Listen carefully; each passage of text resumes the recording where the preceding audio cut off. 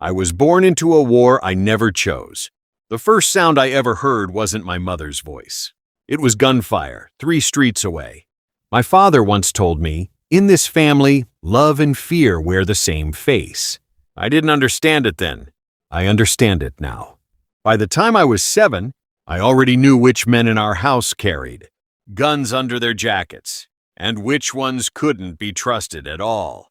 They called my father the Quiet King. He never raised his voice. He never had to. Everyone in that house was afraid of his silence. I used to think I'd grow up to be anything but this.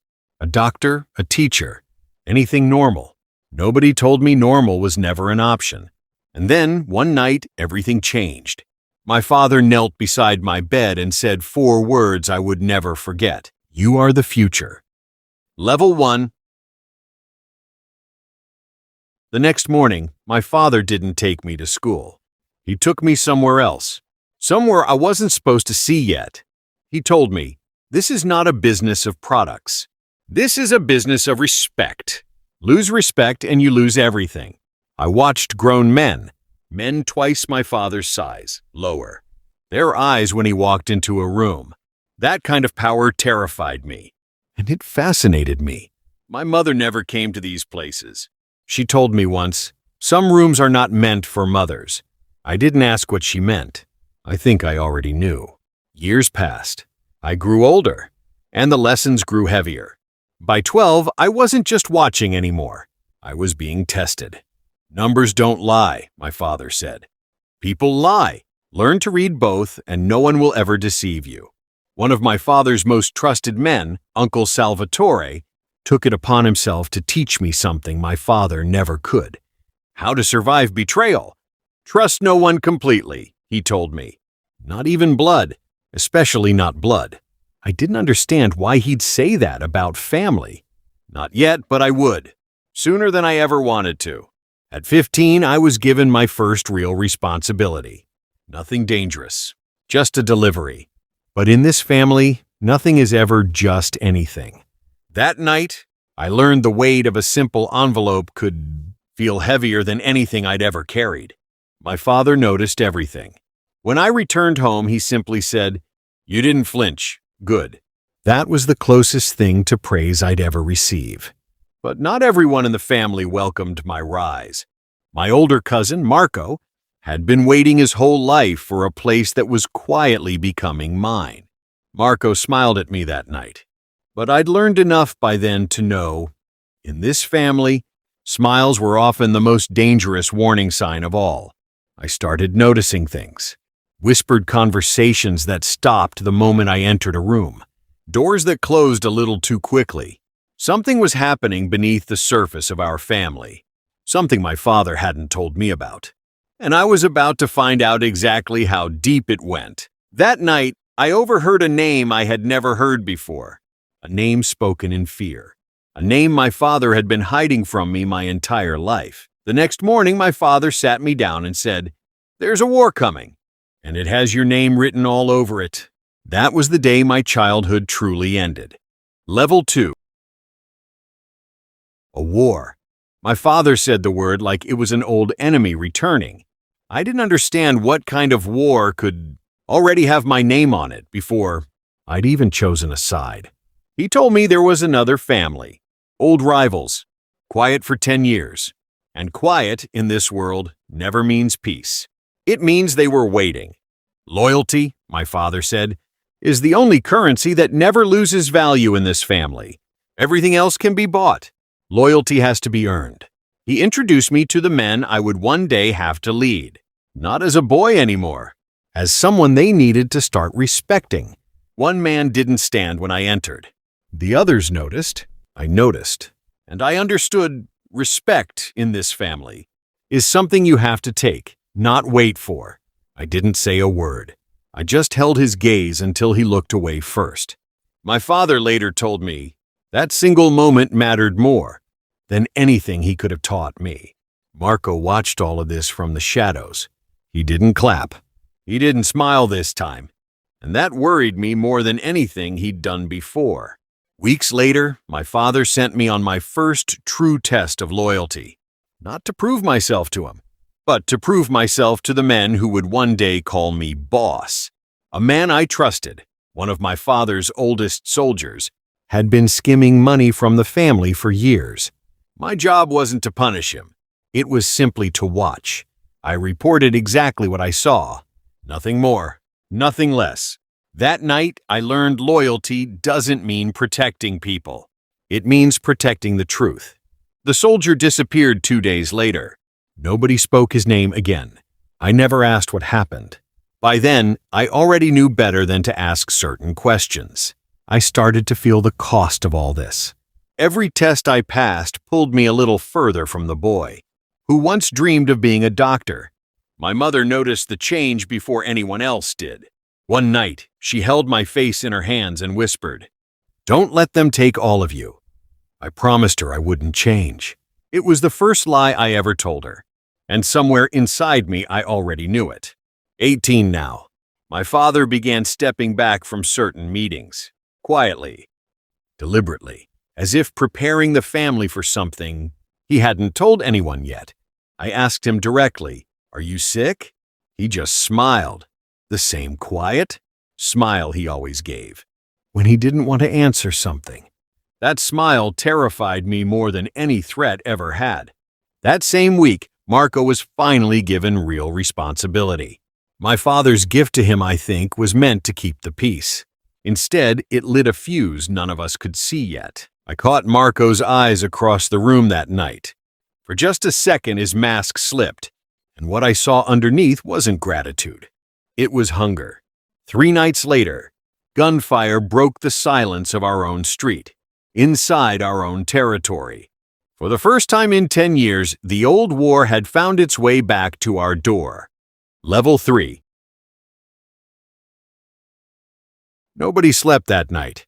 By morning, we learned the truth. It wasn't an attack. It was a message. Someone wanted my father to know they could reach us anytime they wanted. My father called an emergency meeting.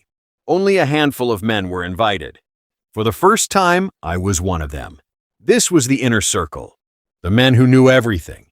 The men who decided who lived, who paid, and who simply disappeared. My father looked every man in the eye before he spoke.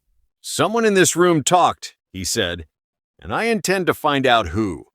Every man at that table swore his loyalty. Every man looked my father in the eye while doing it. And one of them was lying. My father gave me a task that night that changed everything. "Watch them," he said. "Not with your eyes, with your gut." I spent the next month becoming someone I barely recognized. Quiet, watchful, always calculating 3 steps ahead. I found small things. A phone call cut short when I entered a room. A man who suddenly had more money than his cut should allow. None of it was proof, but all of it was smoke. And then I found it. A name, written on a torn receipt hidden in a coat pocket. A name I never expected. A name that belonged to family. I sat with that name for 3 days. I didn't sleep, because telling my father meant breaking something inside our family that could never be put back together. On the 4th night, I finally went to my father. Not with accusations, just with the truth, laid bare on a single piece of paper. My father read the name. He didn't speak for a long time. When he finally looked up, his eyes weren't angry. They were broken. The name on that paper was Uncle Salvatore. The man who taught me to survive betrayal had become the betrayal himself. My father asked me one question that night. "Can you carry this?" I didn't know the real answer yet, but I said yes. I was sent to confront Salvatore myself, not to punish him. My father said that decision belonged to him alone. I was only there to look him in the eye one last time. Salvatore didn't deny it. He just said, "I did it for my own son. You'll understand that one day when you have something worth more than loyalty." I left that garage without saying another word. By the time I reached home, I already knew I would never see him again. 2 days later, Salvatore was gone. My father never spoke of it again. And from that day forward, something in his eyes had quietly, permanently changed. I thought the worst was behind us. I thought loyalty had finally been tested, and the family had survived. I had no idea the real betrayal hadn't even started yet. Level 4. Months passed. The family healed, or at least pretended to. But I had stopped trusting peace a long time ago. Peace in this world was just the pause before the next storm.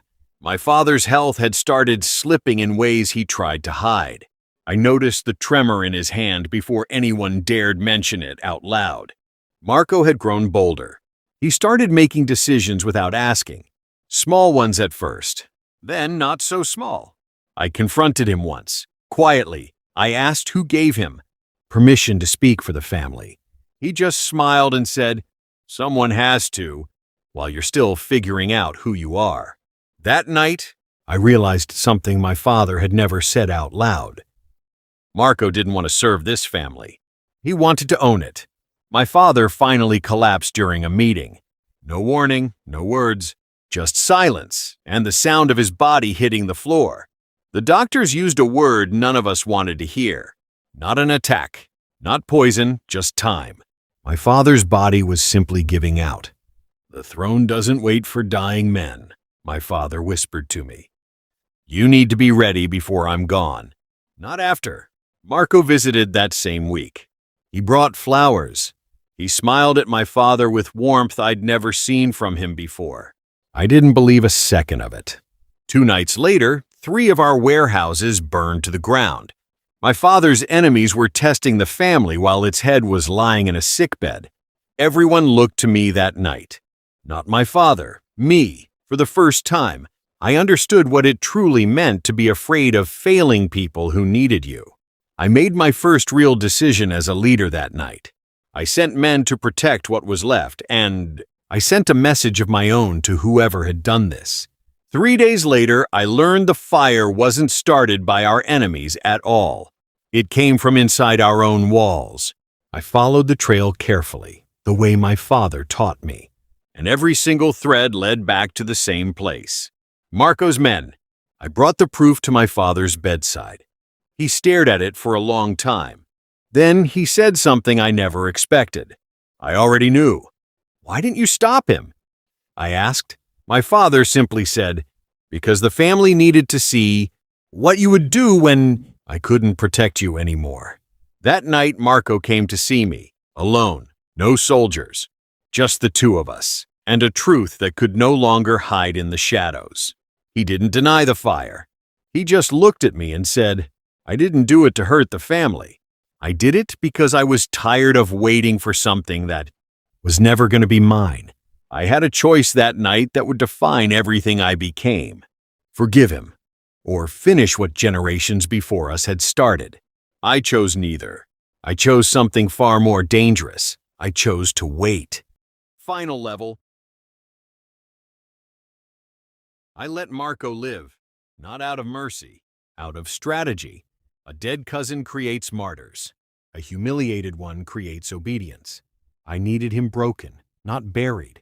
I stripped Marco of every title he'd been given, publicly, quietly, no violence. Just the slow, humiliating erosion of everything he thought he'd earned. My father watched it all from his bed, through reports brought to him each night. He never said if he approved, but his silence felt different now, heavier, almost proud. 6 months later, my father called the entire family together. Everyone knew what this meeting meant. Nobody said the words out loud. My father stood, with help. But he stood and said the words that would change my life forever. "From this day, my son speaks for this family. My son carries this house." Every man in that room bowed his head, even the ones who hated me. Even Marco, standing silently at the back, jaw tight, eyes burning with something he could no longer hide. That night, I sat alone in the study that had once felt too big for me. For the first time, it didn't feel big at all. It felt exactly my size. My father passed away 11 days later, quietly, in his sleep. No gunfire, no drama, just silence. The same silence he had ruled with his entire life. I had imagined this moment my whole life. I never imagined how empty it would actually feel to finally have nothing left to prove to him. The funeral brought Every family in the city under one roof. Allies, rivals, all of them watching me, waiting to see if the throne would hold or break. Marco approached me at the wake. He offered his condolences with a steady voice and a steadier hand. I shook it, because in this family even grief has rules. That same week, a rival family sent a message of their own, testing how quickly grief could be mistaken for weakness. I didn't panic. I didn't retaliate blindly. I remembered my father's voice. Numbers don't lie.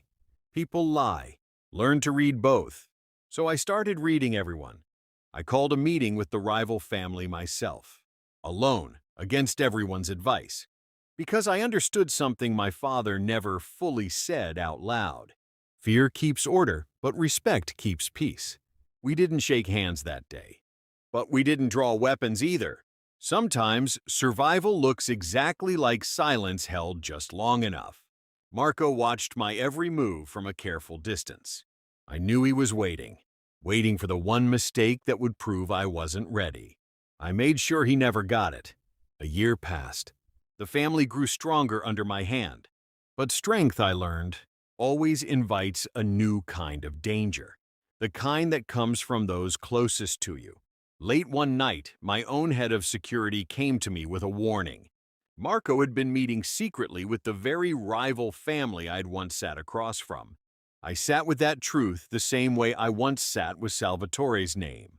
Except this time, there was no hesitation left in me, only clarity. I called Marco to the study myself. Just the two of us. Exactly the way it had started years ago. Except now, I was the one sitting behind the desk. I didn't raise my voice. I didn't need to. I simply said, "You taught me something once." Marco, someone always has to speak for this family. Today, it's still me. What happened to Marco after that night, I never spoke of again. Some doors, once closed, are better left that way, for everyone's sake, including my own. I am the boss now. Everyone bows when I enter a room, just like they once did for my father. But late at night, when the house finally goes quiet, I understand something he never told me directly. Power doesn't free you. It just changes the shape of your cage. I built this house. Now I live inside the silence I once feared the most. And somewhere, deep down, I wonder if my own son will one day stand in this same room, asking himself the very same question I never stopped asking. Was any of this ever truly worth the cost?